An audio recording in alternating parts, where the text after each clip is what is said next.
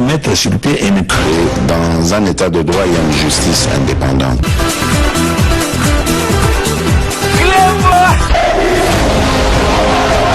Ce n'est pas pour rien qu'on fait des causes. C'est vrai, yo, tu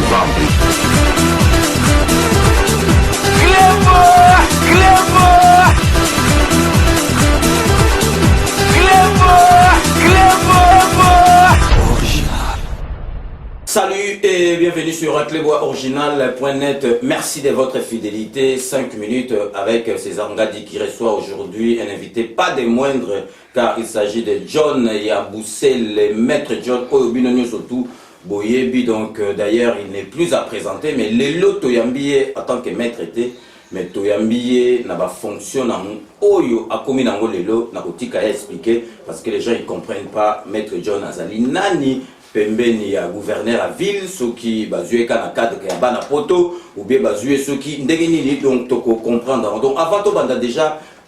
maître John ezaka ka mbote ou pesa ba tout vraiment na mbote en tout cas na CP maître John donc na mona benza donc donc ba poso donc et banditi na c'est maître John bien ça na okalake vous avez déjà na l'arme là ça n'était bagisami on verra parce que yo nazo facturé par seconde donc a fait mission donc na bi que ba chèque bimana. Maître John, en tout cas, ça me fait plaisir. Voilà. Bonjour César Ngadi, le grand prêtre César Ngadi. Tout à l'heure, Maître John Namatanga, d'ailleurs, na fait qui va félicitations au niveau organisation. Ndengi bembe ndeko na biso bato za banda masolo ya kosekisa batu donc ba comique za o kosekisa batu za iné donc comédien munene monzali donc ndenge ka lobaki to yaki biso to mona ko batali boso na ya le choix mi ko ekendaki to sepela ki vraiment ba tchaki na valeur oyo il fallait bachaya en tout cas maître John une fois de plus na tenaki na pesa yo vraiment ba remerciement na organisation na. Mais maître John, avant tout banda déjà, maître John, na lingi ko expliquer ba. Maître John na hôtel de ville au Salaka Nini, aux Alinani pour ba comprendre déjà dès que ma solo. Bah ngai maître John, au bosseni comme Moïse, le sauveur. Bon voilà, nga musala na ngai na ville na bino ya Kinshasa. Le Kola Bokonaki, gouverneur Ngobila, pour voter pendant 5 ans. Ngaipe Naza Moumbu Nabino pendant 5 ans. Oyo Nazo Sala Pemeni ya gouverneur Gentini Ngobila Mbaka. Donc comme chargé de mission à elle. Makaminoso Oetalivili à Kinshasa. Naza Sima ya gouverneur Gentini Ngobila. Pour nous aider, pour nous soutenir. On a chargé de mission. Ok, donc vous comprenez que j'ai affaire et à charger des missions. Mais ngai l'émission ngai à 5 minutes na rotika la na problème au ya ville ya Yumbi au boyebi ke na kati ya ville wana ba ethnie mi balé donc bazali koyo kanate toko solo la na maître John Makamo parce que a dit l'ondolé les célèbres bon comme Dieu ba si ba sali mission na kasi pe pour monango bango batikali mingi ba sololi makambo ya zando ya munene oyo boyebi ke zopesa nungu ti lelo mais en tout cas maître John a mieux placé à expliciter nyoso avec ba détails ti na ba puis ya ba masolo oyo nyoso tu ezali na kati ya ba photo. Maître John avant to bandana nous maître John na lingi to lo ba déjà na poto a to bi que maître John nous a représentant na biso kuna na ville à Kisasa mais to zape na petit na biso donc Guy Michaud Wanzo to gagi que santé allait bien mais siko santé na ezande. Bon, mais c'est l'administrateur Guy Michaud Wanzo petit frère Nangai. Bon, je vois que moi contre-temps donc à Salaki AVC mais na solola qui dernièrement na gouverneur parce que le gouverneur nous s'occuper naé à l'obi sikoyo ça va le traitement continue toujours à l'hôpital mais vraiment changement est à ma casse on a dit chaud Donc yango to senka nzambe akanisa mwana ye loboko neza likolo ya Gimisho c'est encourager ye mutaye kufungola biso makambo ebele oyo etaye makambo ya zando ya monene. Et puis ye mutu bandaki gouverneur apesaki ye charge ya kosala marché na Rai 24 novembre na Lingwala. Donc Gimisho mutu asalaki marché wana. Donc vraiment nzambe azala na ye petit frère na ngai ba courage ambazana. Ok, donc Gimisho biso pene équipe technique Mobimba le choix mis donc dit hommage pendant Samba Congo. Donc Willy Kunda vraiment topesio vraiment bon rétablissement to dit que yo zali noko za dur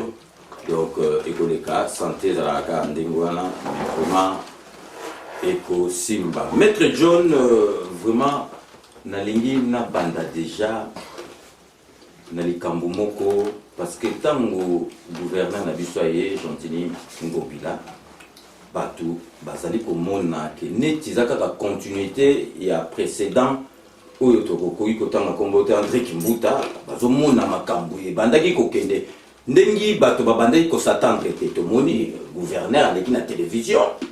afungoleli biso dossier moko boyeke non donc ngai bino bozolo bapamba tala ndenge na kokuta état ya ville toyoki ke alo atiaki mai na monoko te alobi ke ndenge aza wana. Donc hôtel de ville et kota neti n'expliquer bino neti mutu donc à kota ba découvert na ba banque tout à côté na interdiction bancaire gouverneur à lobby yango mais après wana to moni ba fauteuil bimi donc Gentini Ngobila donc ba kutani na prédécesseur na ye donc dossier yango etikala sans suite yamana maître John vous allez représenter gouverneur abimisela ki biso dossier ya makasi ne pas tout le monde que je suis allé qui m'a bé mais pourquoi etikala sans suite à la dossier on te maître ben yo lingi suite nini. Donc va porter plainte, va porter tout comme un état de droit. Il y a Félix Antoine Tshisekedi et là ici déjà que d'automoni que gouverneur Oyakala, ils allaient Gentini Ngobila. Gentini Ngobila ne peut rien faire ce qui le gouverneur Akala Kenda na banque azoba mbongo il y a taba 20 ans, 50 ans. Si le gouverneur tangaye azana ba projet ngo ke na banque azoba mbongo ils ont son maté donc ils allaient mauvaise gestion ils allaient le komoko na état de droit si ko mettre John na kanisi au lobelanga les contrats étaient azali mutunet Kimbuta il faut peut-être dévier porter plainte pas poursuivre. Ben, je crois que vous avez bien placé. Vous avez dit président assemblée apporta qui plainte na financier na Guy Matondo. Bon, déjà, moi, maintenant où je finance, déjà, dans la prison. Bon, on a évité, hein. Déjà, bon. Donc suite parce que ceux qui montent la finance à gérer donc quand on monte finance c'est tout le monde à l'hôtel de ville à Paris monte finance à Kobe Msambo monte que 100 qui est mon gouverneur ailleurs donc tous s'attendre que suite donc moi donc je crois donc banquette ils ont continué le col ailleurs à Zakuna financier à la prison je crois que mais tu as gêné avec question pour s'attendre non gêné mais faut aller tout mais tu m'as dit que si tu as avec question oui mais ça là mais na mandat qui on a na dossier mais même pas c'est vrai ça comme au bon baté tout ça bakino hein tout ça bakino beaucoup bomona que ta ville ndenge zalaki na bazali ba côté à Zandu kuna oyo nazalaki chargé opération ya ko nettoyer Zandu to moni ndenge to ya kokuta ezali comme au bon baté mais toujours c'est ngaka nzambe asunga biso to bon sa ville na biso ya Kinshasa ils ont appelé kin label ndenge zalaki donc voilà quoi. Ok, donc tu côté dans dossier parce que total makamba yumbi après tu côté na makambo il y a ville à Kinshasa assainissement mais tu nga na moni Moussa les allez ça on va pas capitoloba na côté à négativité quand même Moussa les allez ça ma tomoni ne bandé les allez comme matata mais tomoni na côté à Sukawa tomoni banzele zo salama donc tomoni boulevard du 30 juin parce que si je reconnais pas ça donc na za mauvaise foi les allez ko salema mais si comme mettre le longa ngotuna pourquoi ba marché nyoso kaka tozo kaka ba combo moka consonance étrangère moto bazo va marcher OK président de la République a lobby qu'il faut congolais comme millionnaire net na ba Nigeria mais yo ozo croire que ba congolais bazate OK bino l'hôtel de ville beaucoup ça va marcher maître John César Ngati ngai maître John chargé de mission et gouverneur Gentini Ngobila na sengi na ba congolais Congolais oyo alingi a investir na mboka na ye aya tokoyamba ye. Je crois que dossier na ye et vous allez vraiment en priorité il y a un dossier mosusu vous allez à l'étranger. Le système a un pourcentage de avoir même faut ngotongala msusu hôpital moko bakino bakota kofele mais ba kosenga pourcentage yangala mabe bino makambo ezate maître John César ngadi ndo moni na maître John tuna batu nyonso tosolola na bango gouverneur le na utolo bana bino ke toza lokola baumbu na bino pendant 5 ans mutu oyo aza na projet aye alingo kutana gouverneur alinga présenter projet na ye devant gouverneur na kosenga ta infranté et puis na senga yango te na kotikala jamais kosenga ta infrant parce que na lingi mboka na ngai nazo ko accompagner gouverneur na vision na ye a dessus parce que lelo soki gouverneur a réussir te ngai moko pe c'est que na réussir te. Alors tellement tous un souci il y a ville na biso ya Kinshasa et puis souci que gouverneur na biso a réussir to kosenga mutata infranté to na besoin ba congolais boya rebo sala ba flat bo sala makambo ebele zwa mbongo na yo osalini no lobi na ina investir na ville ya Kinshasa to koya to sali ba accord to signer ba accord to signer contrat au Rosala très bien to na besoin na bino ba congolais boya. Maître John, na yo ki onde ko lobby ko seli ko loba ba caméra zo tala yo bokomi ko koma na ba kasi ba DC komi ko ken o lobby ke ba congolais ba ye na kasi ba te bele bazali na ba projet yo bando zali wana exemple type o ko pesa biso o mutaya na projet o mimi kuna ti le projet to monde en tout cas c'est belé hein te kasto pesa exemple ba to pesa exemple ba landa biso poto ba parce que on peut dire ya après pesa biso exemple d'abord bomoni mutu oyo azotonga ville na biso ya Kinshasa na banzela bomoni na belenge sa banini aza congolais comme on a dit construction aza congolais 100% congolais na pesa exemple ya adi mais makamoze belé botina to kota na ba détail te kaka congolais moko gouverneur a pesié ville ya Kinshasa mobimba atongela biso ba route mais la congolais baza belé au déjà basi s'engager. Ok, maître John, on a dit que le bio te croit parce qu'on peut par exemple donc la preuve tozana na frère na biso Didier Lola oyo atongela ki biso marché ya Itaga na marché ya plateau na Kabinda aza congolais basina ki accord na gouverneur après si atonga de marché wana aza congolais Didier Lola.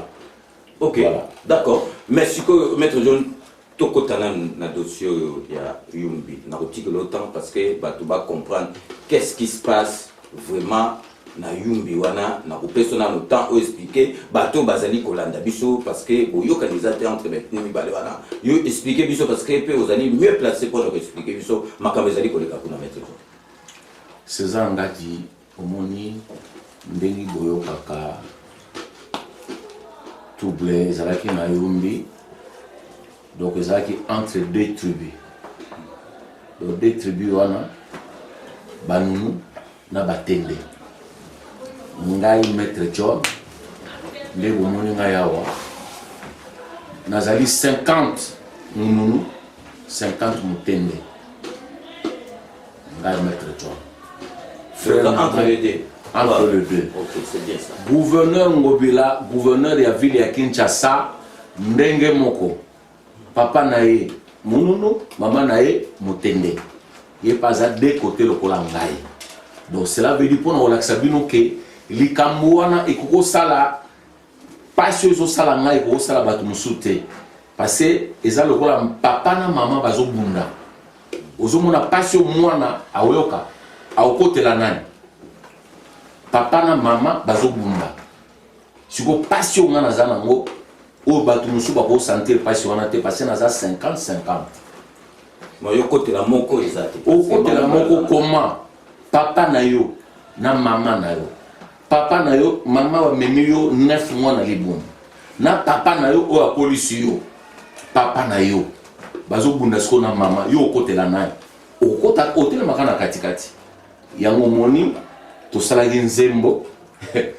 financé par gouverneur Gentini Ngobela alobi en tout cas makambo oyo pona pe efu tosala nzembo na bengi mangopo na bengi bozi na bengi dingwe ndio muntu tosalaki nzembo wana pona kosenga pe donc nazaka ka mutu funa telemaka na kati bongo na bino mongo na ba image pona na séparer bango na ko sa moko te na ko telemisa musu te il faut qu'on a séparé non botika c'est ça le to salaki na nzembo yo moni ya mais maître John yo oza mieux placé à Koloba conflit en ewiti wa et bandi ndenge ni ewiti wa ba komi na niveau wana ba bomba na bango na ba bon César nga dit conflit ya ba nunu na batende et banda bisona to botamite et banda déjà na ba 82 déjà conflit wana ezalaki babundaki na 2006 babundi na 2011 bitumba ezalaki donc les deux tribus wana César babala na aka bango na bango banda kala bavivaka esika moko nde omoni yumbi wana koko na ngai ya mwasi motata Marie Mpakama azobisa biso banda bomwana mboka na ngai bongende sikoyo koko ya boti papa na ngai azoloba na ngai mboka na ngai momboli mboka bango nyonso ka bato ayungi bazalaka toujours ensemble babala na kaka ensemble banunu na batende bon je crois que ba conflit na bango banda kala kuela ba terre na bango biso toyo okuta ngo lelo donc lokola ba parents balé ba obunda bino bo sala nini bozaka opesa ka conseil nazoye ba ketan tozalaki même na Maindombe tango gouverneur Ngobila zaki gouverneur a Maindombe l'air nyonso abanda ko banaza gouverneur ya Maindombe mobimba banunu batende basakata basengele baboma bantomba babolia abanda ko kopesa toujours conseil tozala toujours bon moko aza gouverneur ya tout le monde voilà. Ok, donc ceux qui ne comprennent bien, donc solution, il faut que pense à problème entre banques, c'est ça maître John. Justement, c'est pour papa et maman bazo bunda yo salanine. Peuple mon bazara toujours ensemble. Ba outé si kamoko, bazara toujours ensemble. So yo salani au côté la nan. Il faut que ça kaka, ya mo to salinze mwa bomoko. To salinze mwa bomoko. O ba bazolo bana libanda kuna boyo ka ya ngote. Parce que bitumba wani banda biso nan to botanité. Yalo kwa mwasta mobali ti. Baba no bunda banda kala papa na mama baba no bunda banda kala. Ti lelo bana pe bakoli. So babundi mois dernier bagarre ne bana bakoli bo komisko tuna kwa ni papa na mama babundi banda kala bozali bompwana bomo na nde bazo bunda. Roshora loba na bolingo Makofi et la Sarabouli. Maître John, vous pouvez encourager Makofi na bolingo. T'es quand même bien sûr Babunda. Vous pouvez encourager Moté quand même. Nana ko encourager Makofi na bolingo. Mais exactement que ceux qui papa na maman babundi après yolobi que non moi na mutaza complice mutu asali que papa na maman babunda apesi papa mandoki boma mama bi apesi mama mandoki boma papa oko akize mwana te soko akize mwana mwana osepela te. Comment ça papa na maman bazo bunda ngana ko pesa moko mandoki boma mususu? C'est impossible. Quelle malédiction! Et ça malédiction et pas les sous africains salamagata. Quelle malédiction! Maître John Bolobela qui en déjà ma collègue Nanga a dit l'ondolé, n'a pas s'interniser là-dessus, n'a dit parce que bateau peut on l'a sur 5 minutes, peut-être n'a côté nous sommes à la tête, n'a dit au yib semsoka en bref, au résumé qu'est-ce qui se passe dans ma marché? Parce que marché ceux qui te l'ont dit, ils ont des parts dans hôtel de ville. Hôtel de ville to moni awa donc Guy Michaud Wanzo pe petit nabiso atine biso banito so pe mission yo ko tinde la biso hôtel de ville depuis Kalatobi qui est dépendant donc marché central est dépendant hôtel de ville bino ozu ba décision mobo tout monde ba ministère mususu ba koti ba bobengani ba to ko batonga marché ba zozong sabango on comprend plus rien donc mutu azali na habilité ya diriger marché ça dit bino hôtel de ville ou bien ba ministère maintenant. Normalement, ils allaient hôtel de ville, gouverneur, nde bomona ye kaka ke gouverneur Sakombi moto asalaki marché central ezocontinue batutu baya bamama na biso banzuzu ya mbombo donc ezalaki problème te que gouverneur asala makambo ya zandu bien ministère intérieur ya kotelemela yango c'est la première fois mais moi je sais pourquoi parce que bon libanais azali wana tongi ba magasin 104 magasins mbongo ekendaka na poche na ye ekendaka na ville te assainissement esalamaka na zandu te bapoubelle partout batonga na kati ya zandu baboutique na kati ya zandu batonga oyo tobenga bakuzu bahotel na kati ya zandu barestaurant na kati ya zandu baizine ya bamabaya na kati ya zandu oyo ezwi espace nyonso et puis libanais atongi 104 magasins na tout autour ya zandu likolo ya bakaniveau na baegu na baparking oyo mobutu asala kala nde batongi bamagasin wana sikoyo mbula soko ebeti mai nyonso ezokitela bacommerçant yango moni bacommerçant bakima zandu parce que moto akota zandu aza te magasin entouré zandu bapréféré baza na libanda na Rwakading na Lowa na Louvois na Kato et puis na Itaga yango nomoni bacommerçant babima bakendati na du commerce bakendati na de l'école parce que zandu batongi tout autour ya zandu ba magasin siko moye batu penza bakota na kati ya zandu basomba biloko ya te yango bato bapréféré baza libanda na long ya avenue Kasavubu na Bokassa nde place ba commerçant ba komaki bakimi zandu pona ba magasin batongi na bakuzu na kati ya zandu c'est ça. Ok, donc dès qu'on a le qui doit s'interniser parce que Maître John a explicité donc ma casse na kati ya émission a dit loba donc na tindi bilope bota l'émission na a dit loba donc a dit londolé biso to tika la mingi parce que na conflit o ya yumbi parce que ya mo peut-être ali si j'ai phare ya émission na biso mais Maître John ou ici ko expliquer l'histoire que conflit il y avait Kolwani Balé et Banda même avant Bisoto Botama. Mais si na conflit wana yo le bina biso que ezali kutu ya kala. Mais si ko deki nini bazo kol ça gouverneur Jantini Ngobé na kati ya conflit. Donc yé mutu azo alimenter que batu na évité babo manobe ba yo kanate. Divisé pour mieux régner c'est ça. Justement donc César nga dit omoni makambo wana tango esalami gouverneur Jantini Ngobila azalaki même pas candidat gouverneur ya Maïlombe te même pas député il y a tek libaya na Kinshasa sikoyo akino boma bo papa na bo maman na ye aza même pas candidat gouverneur pour na a gagner quoi les problèmes ya moi maintenant on solo mogo ba conflit on a marqué banda batu musu pe bazali o babanda ko créer ba problème moi oya yumbi lelo yo bato mingi bakizaki gouverneur Ngobila ezana député moko oya sali yango par la jalousie tango gouverneur azalaki candidat ya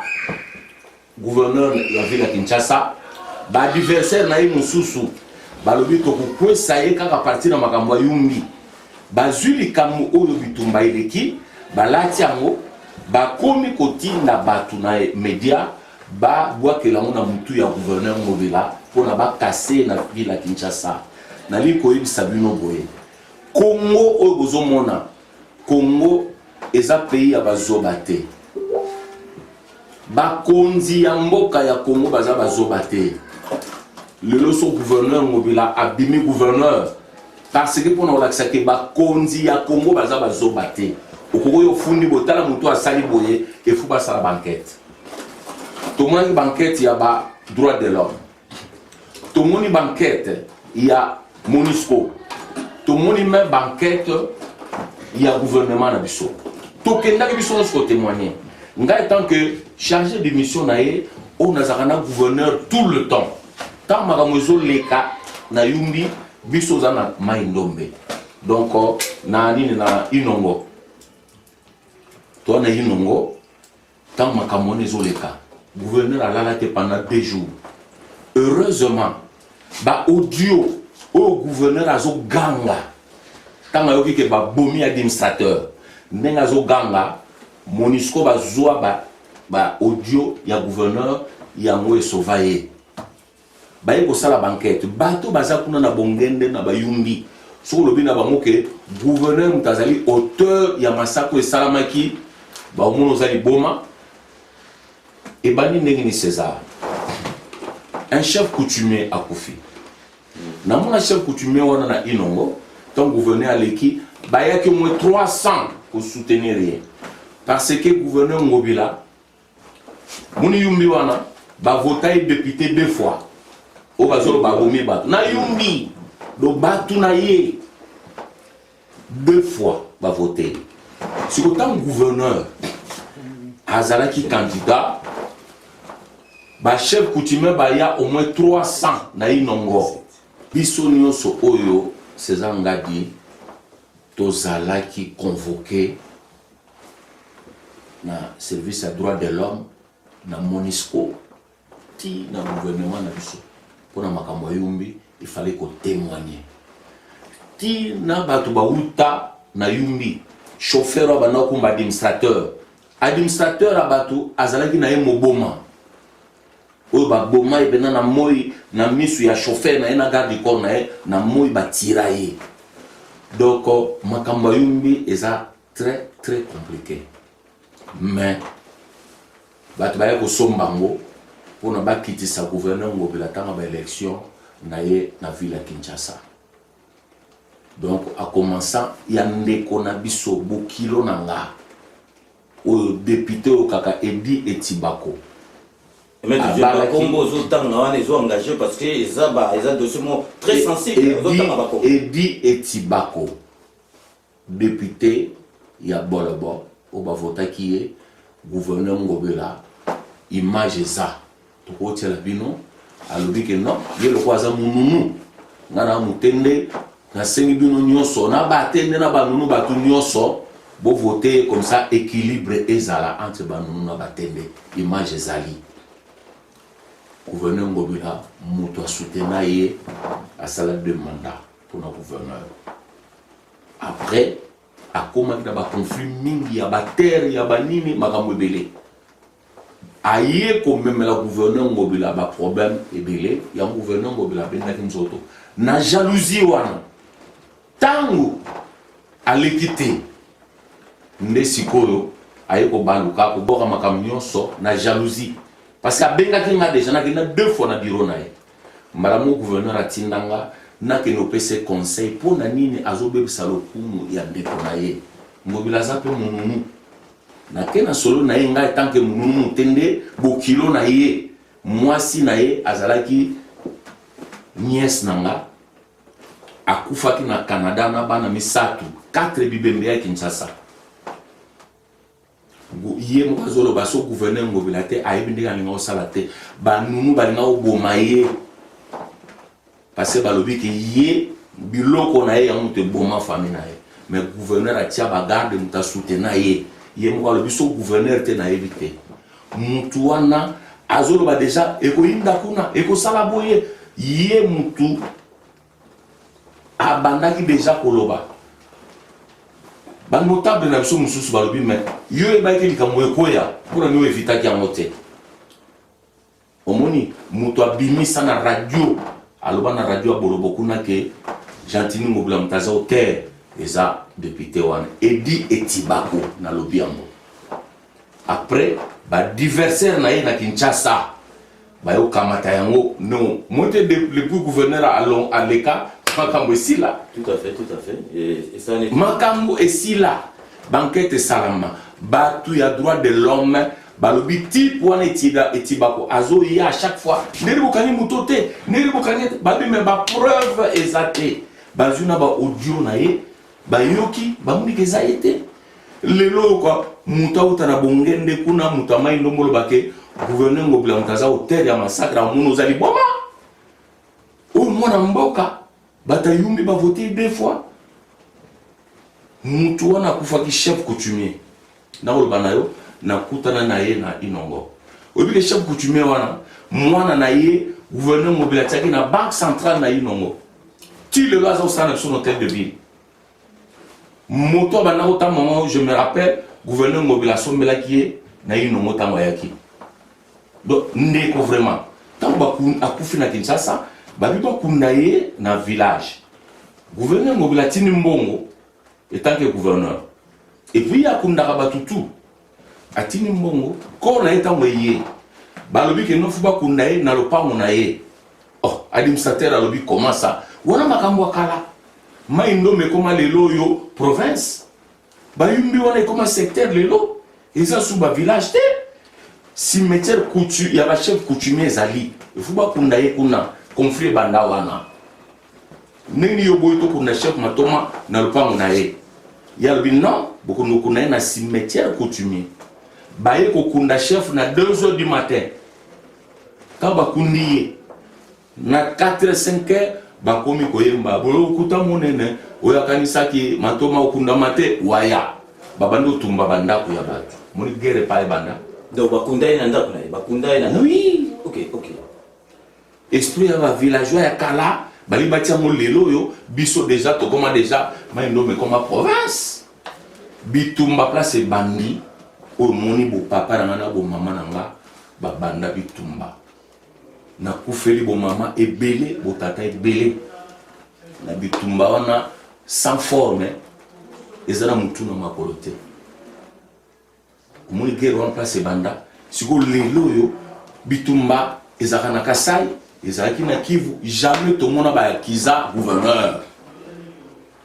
ba rebelle bazali bato ebele bazali ba jaloux bazali makambo ebele yo kono ba ke gouverneur mutaza auteur c'est la première fois na on a Congo que gouverneur mutatine ba boma tribu moko entre ta ba tribu no somi balé ya yemo problème toza nango na yumbi yango wana gouverneur alala te pendant 2 jours na urbano nazalaki na ye esalinga somo na yati na Paris na kutani na ba notable mususu ya banono gouverneur azoya to kutana to solola a expliquer ne ma ngozali to luka solution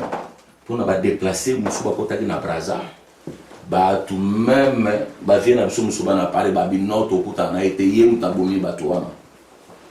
mais il faut beaucoup t'en expliquer nous ndé ma ngozali comme ça tout luka solution hein comme ça ayebi sa président bameka kozwa bandeko na biso musu obi ke ba déplacer bazali problème et banda wana mais mutasili sa guerre wana c'est gouverneur Gentini Ngobila azwa tozaka na général kuna na inongo renfort euti Kisasa apesi ba mwende ba kenda mbangu na inongo nde nani na yumbi nde ba calma situation wana abengaki renfort à partir de Kinshasa des situations ne s'est calmé tina ndenge ayaki kopesa nga ba moyen na sala nzembo to sala ki wana bomoko na babozi ba idimwe ba mangobo tout ça azo senga la paix azaka tranquillité papa na mama babundi siko ba kize yo mwana mutu osala ki makambo wana ozo mona pasi oyo ezo sala mutu na mutema soki gouverneur azalaki auteur ya massacre wana akoleka gouverneur ya ville ya Kinshasa te parce que ba konzi na biso baza bazoba te baza bato ba ya mayele ba yebo sala banquette mindele ba yeba américain batu ya ONU na batu ya droit de l'homme ba sala banquette ba ya komona ke gouverneur aza pourri na makambo ya ba conflit na bango bandakala okokunda kaka chef et boti conflit bato wana baboma administrateur na moi na miso ya bato batiraye masasi mais gouverneur asala nyonso mpona koreparer mwa biloko wana koede mwa bandeko na biso situation ya yumbi yango wana ona naza 50% mununu 50% mutende bato mingi baoloba makambo wana baza plus monunu koleka nga te oyo bazoloba makambo wana ba plus mutende koleka nga te nga na leki ya monzali na mangobo bino bato oyebe banunu ya bandakala bayemba bonunu bobangi nga na mwana biloko ngansake mutenda liboso ya poto akutana Léopold II ngai papa leki na ngai rai boyebi papa na nga biloko André na pelzet mutende mingo baoloba na baza plus mutende plus nunu kolekanga te do yango nazoloba eza mawa mingi na ya na Paris awa avant l'élection nakutani na kisasa tokutani na association ya batende tosololi na bango bapesi ba député pour na gouverneur à soutenir bango na ya na Paris awa nakutana na ba notable baza vivant vieux Seska Mulenga aza vivant premier Drumer ya Congo le président ya Banunu batutu bazalaki ba Roger Maukola bate belé bazalaki ba vieux mongolo bazalaki belé na yebisi bango que gouverneur alobi na ngai bolukata tout 2 ou 3 Banunu oyo balingi bazala ba député na ba sénateur comme ça Ngobila à soutenir bango pour na mai no même na Kinshasa ndenge zalaka toujours ngala banga kasi acha bango baleka ba député non pour na soutenir il faut y aller aucun na mboka osali ba ndenge salamaki hein lelo bato mingi ya soutenaki baza ba sénateur baza ba député parce que ezali comme campagne te bokiti kuna bosali au convaincre bato lobi na bato mais soutenir par gouverneur Ngobila oyebi tan réunion sili mutumo azo bangai au maître John bino ne mozawana soka bomoni tama élection bokomo luka bato ngana bina ye mon cher nge tant que mumu nazoloba to luka pe parce que na yeba que gouverneur au soutenir so etiba wana te to luka bande ko na biso pe bazala na place lokola bato musu basalaka tozana ba magistrat ba nunuté tozana ba député ba nunuté ezala ka ketibako bozala mo 3-4 ngabina ye mon cher au monde ngezawana gouverneur a bozala même pas candidat gouverneur na Maindombe ni député na Maindombe siko yo ngozawana oza diaspora voix na yo tokozwa et utawa d'abord ozana droit vote te awa na poto bozana droit vote te siko na yo zo ba voix na bino po na ke nango wapi nazo sala nde pona banunu quand même pe babima ba vieux c'est ce que baza vivant ils allaient pas vieux c'est ce que na Noisy les 5 na bi maintenant voix bino yo ko pesa gouverneur ba votera ils a ba député parce que yo za député te au voter gouverneur Ngobila na ville Kinshasa na voix ni mais na lo beza pona bino moko ti lelo ba pesa te mais so otali batu mingi na kati wana bango bako akize kaka gouverneur Ngobila ke mutaboma batu na yumbi on dirait que bato bakufika batu na bango ngabo mama na nga mboka ya bongeni wana ya bo mama na nga do biso ba ndeko na biso bakufite ka ba ndeko na bango na lobi na yo bota même ba conflit et belé na ba vie na biso mususu donc c'est regrettable quoi. OK, maître John Omoni vraiment na tikio explicité bien parce que et sali penza malamu pour bato ba comprendre conflit ezali na yumbi entre ba munene na batende donc expliquer penza bien na kanisi bato tout bazolanda biso to dissiper ba zone d'ombre surtout ezali na kata avant to marquer une courte pause publicitaire parce que maître John bazolo ba paye belé concernant yon apoto partout tout bazomona kayo maître John azo voyager première classe hôtel ba palace donc na mbongo à l'état maître John donc siko awayo ozana mission de service obe oya kana oka ozongi ozo sala siko na mbongo à l'état parce que ozo voyager na mbongo à l'état maître John ne peut pas dire le contraire mais na lobby elelo so ozo sala l'état mais au faut voyager pe na mbongo à l'état et au déranger mutu pour il faut une mission oya teka ko oya na ndenge na yawa omuni binomoko na yaki kozwa accord ya frère na Monzali tokende tukunie na Kinshasa avec honneur et puis na zongi ndenge pa na biso ba africains zalaka so tikaki ba ser balataki ba pili tout ça banini il faut zonga ba bopanza matanga balongoli pili awa tozalaka na ba makambo yo moko di administration faut que ndo salabo tala so azali na banyongo boyena boye bana bazali il faut encadrer bana ozuma biloko pesi ba ndenge biso ba africain to zalaka donc yango raison ya voyage na ngai au gouvernement na gouvernorat ba yebi que voilà maître John aye koto pour na sala makambo ya frère na ye voilà. Okay. Na makambo susu pe c'est vrai il y a vu les ali ba mission mususu ezali oyo nazo sala ndenge nazali awa même ndenge nazali awa mais je travaille quand même hein. Ok, on a dit pas parce que on va ouais mokutana ngai même lobby soko ba projet za toko beta solo et puis tokokana soit na Kinshasa même awa toko arranger makambo ebele awa tozana besoin na bino boya bolo bateke toko pesa ka ba contrat na l'étranger yo congolais yaka na projet na yo même pas un franc na kasi na otie sens na ngapo na oya place yo zali nyonso ka pona honneur ya ville na biso ya Kinshasa. Merci. Ok, donc c'était très important, mais maître Jean, parce que oui, bah comment dire balobaka, n'a qu'à ici besoin réponse. Donc nous allons marquer une courte pause publicitaire. Donc restez connectés sur un Clébois original. À tout de suite. Restaurant Galaxy Mambo, aux spécialités franco-africaines. Menu spécial Mambo, situé au numéro 137, rue André Carman, 93 300 Aubervilliers. Contact et réservation au 07 53 28 89 07. Galaxy Mambo.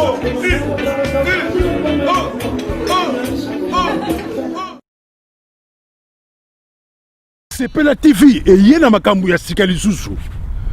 O ba chaîne ya France eza na kati. Ba chaîne ya Congo eza na kati. Ba chaîne ya Londres eza na kati. O ngomona makambu ya politique ya sika. O parti AA eza na kati. O parti BB. O CFAIO eza na kati. Ya Sepela TV.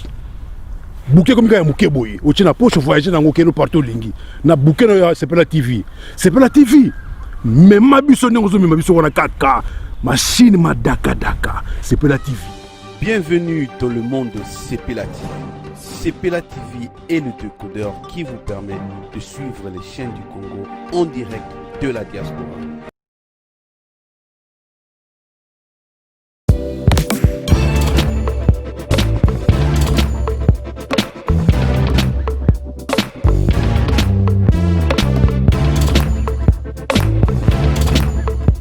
Conteneur yango todo sala adi londolé Feli Mosengo Feli todo sala conteneur ba voiture todo tina na Kisasa ba carton ezo kine Kinshasa et en plus la bonne chose voiture na yo ko tina na Kisasa te prends pas la tête yela bisongo charger biloko na yo te relivrer à domicile sans un bon oteki c'est parti Holanda to kutasa bilongo eza figuré na Ile de France. Biloko moya sika na milieu ya matinda ezate eza biloko to annonce la longtemps des années mais à un certain moment ya koleka ba oyo to leka to se rattraper pour changer ka réseau na connexion conteneur yango eza en live mo na plaque à Bruxelles ba au différent dia na 11 route inverse facilité eza ni to remarquer que na réseau ya matinda ba ma ebele baza ba difficulté Massa opé car bien abundi a chargé comme là Afrique Massa na car a chargé 207 na yeke ndarati ozana car na voiture chaba bilokos na kati ke ndarati oye to sali ba papier to sali 30% voiture comme na Congo nga na fretant na conteneur tango oteka nga na teki na longo li fret na nga na pourcentage yo ju le reste na yo bon ikangami bon ikangami masole sili deuxième bord Tindiga kaka donc caméra ils ont bougé parce que na likolo ya dépadé pas modération on a okanga bord na mondo donc bord ils ont kangama donc ça okangama sur le sili donc bord ikangama bord ikangami kitoko bon deuxième bord là okangama Tindiga ya mouvement Tindiga deuxième bord ikangami à suivre.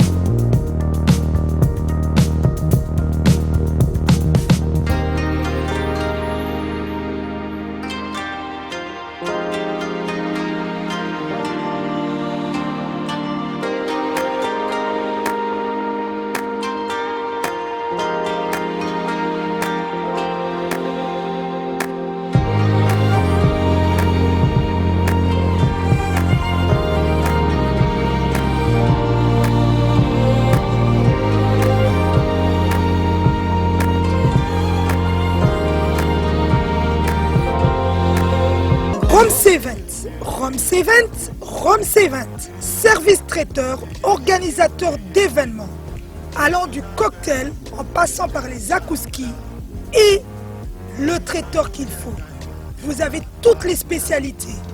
Africaines, européennes, asiatiques, du monde entier. Quel goût, quelle perfection, quelle propreté. La dégustation est au rendez-vous grâce à Roms Events. Vous savez les contacter au 0032 465 22 11 72. Roms Events, le meilleur dans son domaine.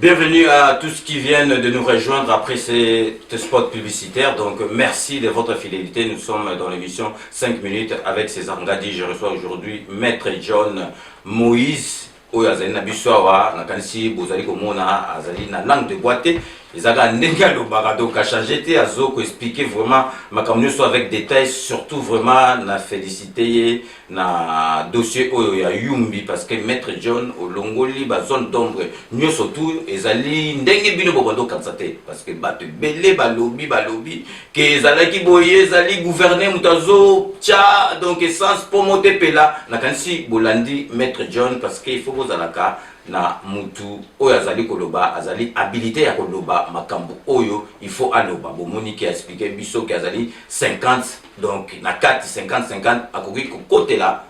na côté moko te za côté bo mama na côté bo papa na kanisi batu nyonso tout oyo bazalaki na ba inquiétude na makambo wana bazalaki na ba question rotuna na kanisi bo se retrouver mais na sengi na bino bato ba commentaire ceux qui bozali lisusu na ba question sur Yumbi bo komi to ko transmettre ngo Maître John. Maître John en tout cas félicitations na de ça Yumbi parce que ata penga moko na bando comprendre te na comprendre ebele na kati et puis to monique donc gouverneur azali na problème na kati. Gouverneur bandeko ya banunu koleka banunu mususu bazolo bawana ana bandeko ya banunu koleka bango ebele o ngana mona bandeko belé soit bon bandeko na e pour gagner quoi, c'est ça le problème.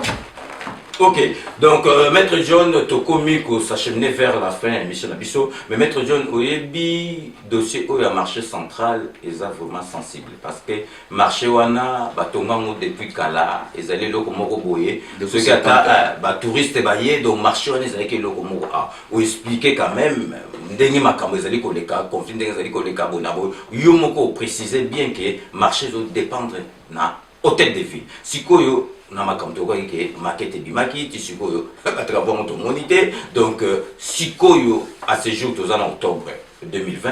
solution ezali nini po na marché na bato pe bazalaki ko na kati bolo baki ba mama bani parce que ba mama wana oyo moko na Afrique muta vivaka donc mon colonien surtout abimi bolongoli ba mama soki boko cha bango wapi siko penza yebisa biso concrètement Maître John solution ezali nini na masolo ya marché central. César Ngadi na problème ya marché central libanais atambusaki mbongo etambulaki ebele bozomona bino moko na image ndenge commandant ya police ya Zando alobi ke ministère intérieur mutetindi alongola ba clôture ba ibasala musala bino moko bomoni donc mbongo etambolaki na justice na nini l'intérieur, la police, tout ça, il y a un moment batu, bazongi, na l'air il y a confinement, babuki barrière, bazongi na Zando bangomoko. Les a désordre. Biso to fungola administration te, toilette to fungola te, bakoti na kati ya Zando, na minito bakoti, na makasi bangomoko. Soit disant que bakonzi bazana bango bakonzi mutalobi bakota, bayoki la gouverneur te. Situation tu vois non il y a un gouverneur à Kani Maboko azota la bango bazali wana bazo travailler sans administration il y a un autre c'est la présidente de la République qui agit les araye mutu ako ko agir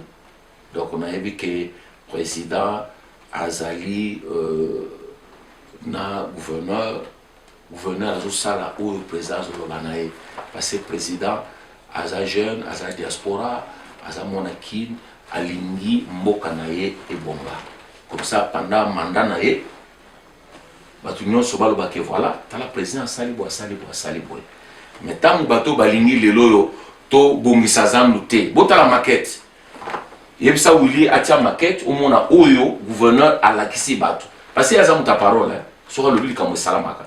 e bato bakotonga zandu bainvestisseur baza na kisasa basigner contrat bazozela bato wana balibere zandu mosala ebanda mais balingi olibere zandu te alors so tokoti susu baloba nini maître John ngobela tini maître John abeta bacommerçant siko totinda tozotala sikoyo au gouvernement ezwa décision parce que souhait na bango ya batu tu wana ba contre molema na ba adversaire musu bazwaki te na batu musu basalaki rien siko bazomona gouverneur azomata bazokangame azomata lokwa nzeta mbila lo baokata ekola sikoyo bakomba contre molema il faut baya ba empêcher gouverneur à travailler comme ça balobate monia il est passé le roté mais nzambe azala nzambe oyo ya nzambe ato bloqué so nzambe lobi akoma tina suka atabu tie mira béton obuka na akoma tina suka parce que gentini azamwa nzambe obi komo ya gentini et outi na gentil comme ni normal ya gentil gentini gentil donc gouverneur moko ya play akuta na mutu. Est-ce que monsieur Dieu ça arrive quand même peu au Lobelikambo ils ont marché na hôtel de ville ou bien au Lobelo mo ba ko bongisa parce que nous tout ils ont ça maka bien c'est pas le cas na lobina yo ba difficulté za ibere César Ngati parce que toi au ta ville na kao donc il faut tout soutenir gouverneur bien sûr na pour payer gouvernement pour na toujours ça qui ça ndenge qui chasse la belle bomonaki banzela ndenge komandaki sasa César oko regretter zando boka zando munene bozela totila bino ba image tokenda na zando première fois gouverneur ndeko Lizère azalaki ba lokulasi bazalaki na ba député mususu première fois ozomona ndenge mai ya salité ezoleka place ba mama bazoteka ba mama balela babina gouverneur kotika biso na niveau te ya gouverneur ayoki ba mama ndenge baleli amoni ba mama ndenge bazoteka na bakato baluvwa babimi libanda parce que na kati toilette zate maya salité zoleka bango mbula soke beti ekiteli bango est-ce que 104 magasins au Libanais à Tonga mbongo ke na poche na ye recette bazora na zandu bakaboli il faut gouverneur apé sa sous Guy Mbongo na biso tu na ba camion pour assainissement recette azandu zo kolongola ba poubelle te mais c'est quoi gouverneur équipé ma camion tona na lobi na yo César biso zo na zandu te ba lobi ba konzi ba lobi na bango ba kota bateka na kanai ba marché nyonso gouverneur asali na wenze il y a 24 novembre na Rai na Lingwala Kalembelembe na Kabinda na Plateau na Itaga ba marché nyonso ba bongisa partout commerçants à mon côté ba marché za vide ba nyonso ba lobi to préféré to teka na poto na se place to banda oteka ba biboke na ba marché wana boutique la biso tanto sala marché ba boyi parce que baza soutenir na ba kondi mususu oyo basalaki te bamono ndire to reverser bango makambo nga na moni na ville ya Kinshasa na bike ba congolais balinga mboka na bango te omoni baba lokola du plateau ebani na marché ti na Simba Zigida na kati ya plateau batongi ba matériaux durable na kati batongi ba boutique na kati ya balabala ezali na makadam kato ndenge moko Itaga ndenge moko do na lobi na yo bato basomba ba lupangu wana parce que moni kartonga na koli ba masa nanga ba jidoka balaki wana ba maître Ziko ba maître Milai ba maître Shikuna ko ntala bango kuna pe ya sonam quartier onga na zalaki après entraînement na Saint-Paul na zoya bato basomba lupangu bazana vite marché ezali boso ya lopango na bango bakangama na kati ya lopango na soir moyo bimeya tozwa ata mpepe bamesa batonga na kati ya babalabala basali na baboutique na baplace makadame ezalaki ozomona makambo toyokuta ebandaki na babourgmestre ya zone ya Kinshasa na bato bazalaki na hôtel de ville babanda omona makambo wana batiki yango biso toye tobi non faut totia ordre gouverneur alobi ke kato efo ezonga makadame mais ntango mino boboko bima bolibere kato na banino siko makanda baosala na nini problème to wana ngo tobandaki déjà batravaux mais ministère intérieur alobi tokata.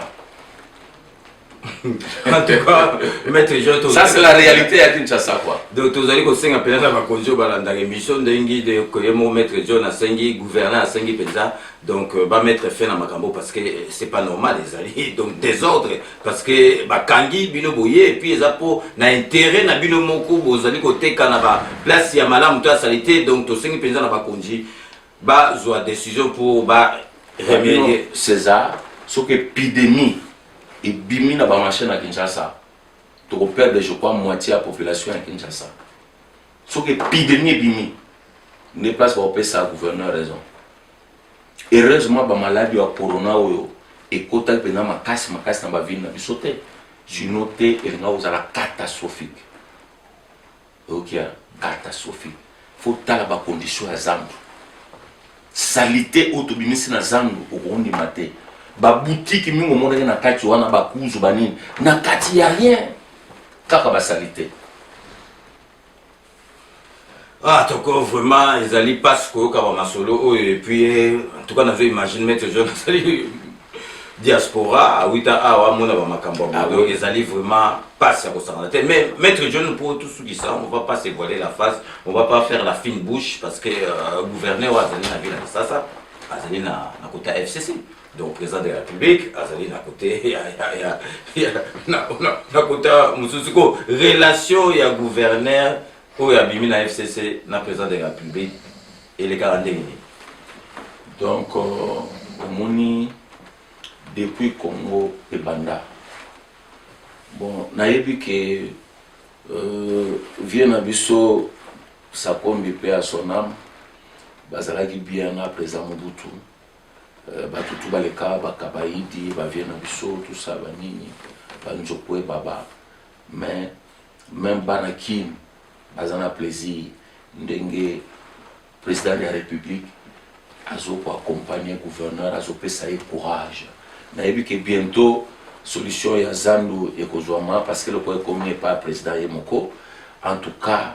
président de la République aza très content na musala ya gouverneur na on na minute bazana na Singapour bata présence na gouverneur ou président tindi émission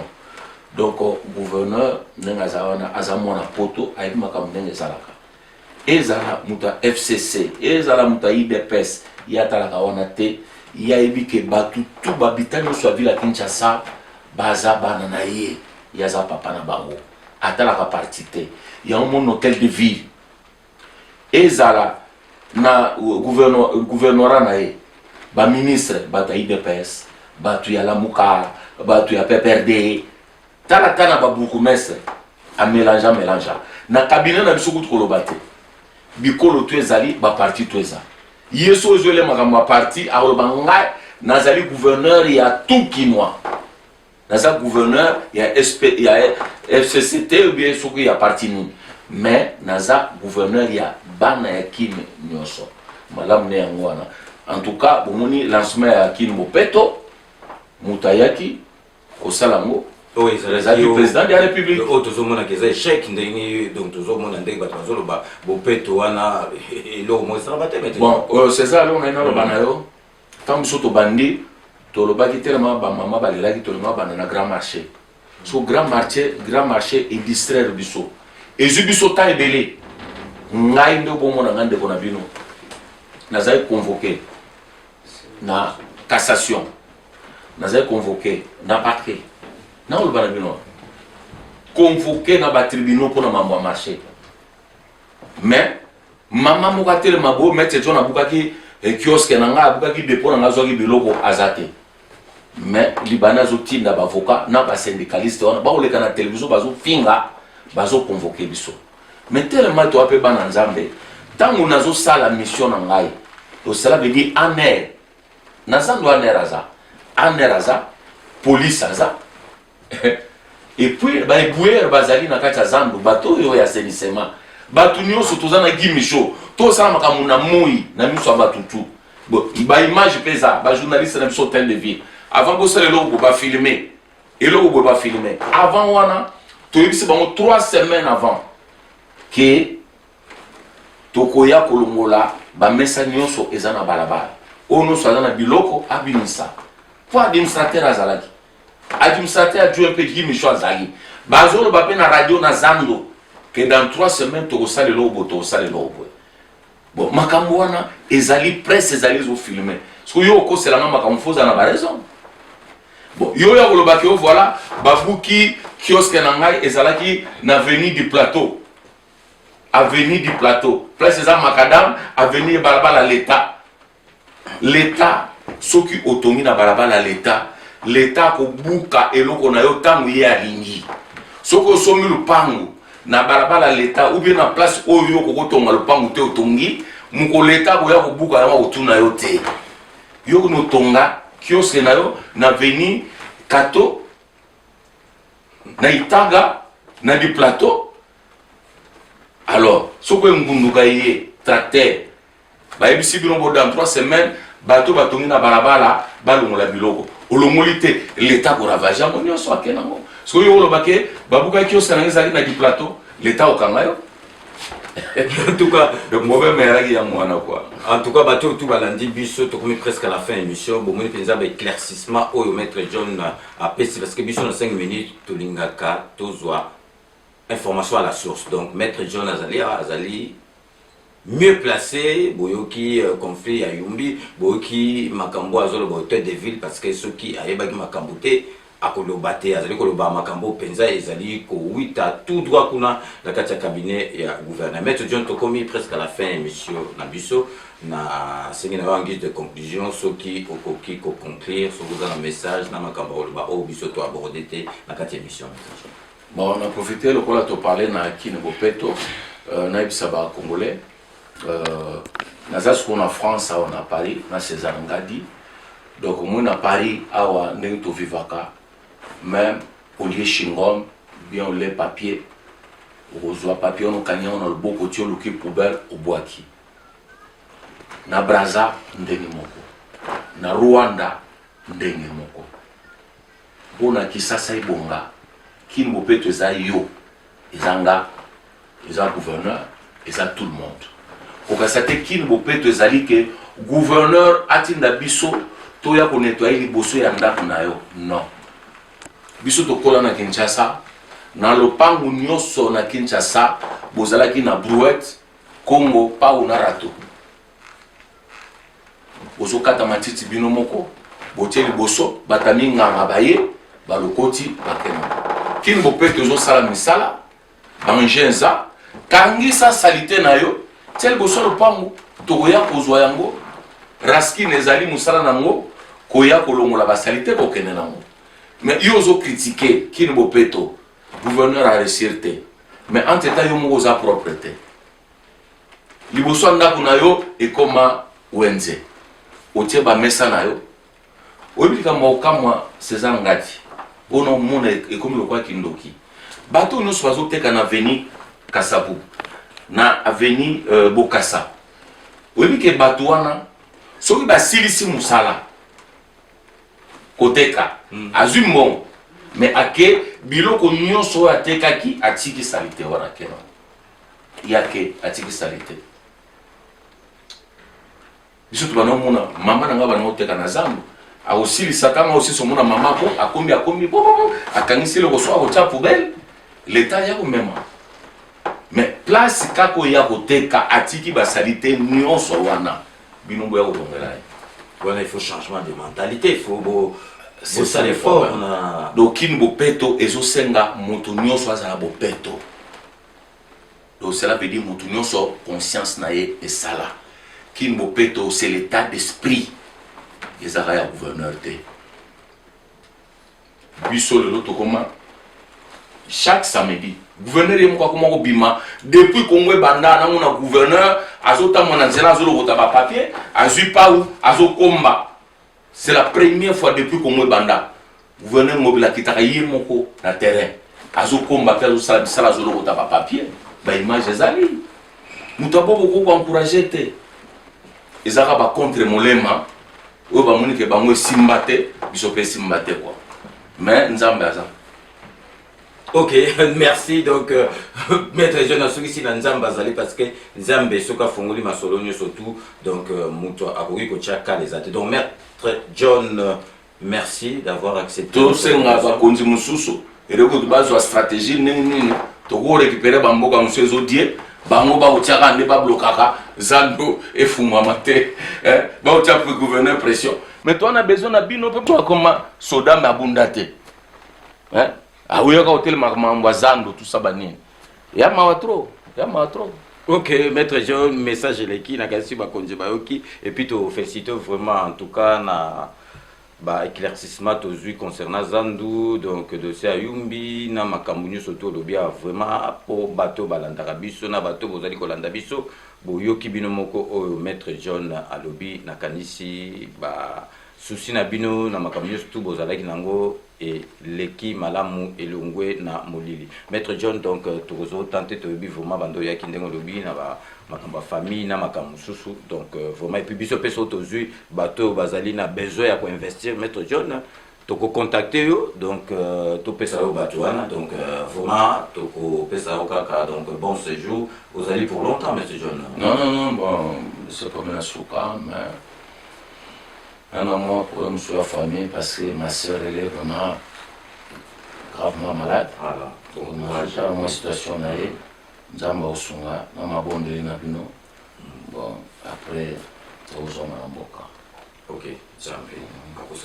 merci donc chers téléspectateurs, chers internautes, c'est la fin de ces 5 minutes avec César Ngadi. Merci de l'avoir suivi. Nous allons nous retrouver dans le plus bref délai pour un nouveau numéro. Cette émission a été réalisée par Yal Lochouami et Dino Image Panza Sangwa Congo, Willy Kunda. Donc restez connectés sur Clébois Original, Nekane Sabinon. Tout le monde est d'accord et il en restera ainsi pendant longtemps. Boué Baba et Kanambe Arozwa Masolo Nambuju Penadikos. À très bientôt.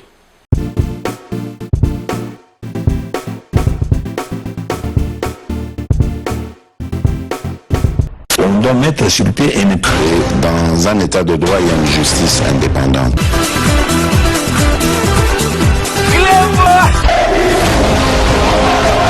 Ce n'est pas pour rien qu'on fait des causes. Bien, bon, le Kamako, au sein d'un yo, aux amants, c'est vrai, tout en yo, du vent.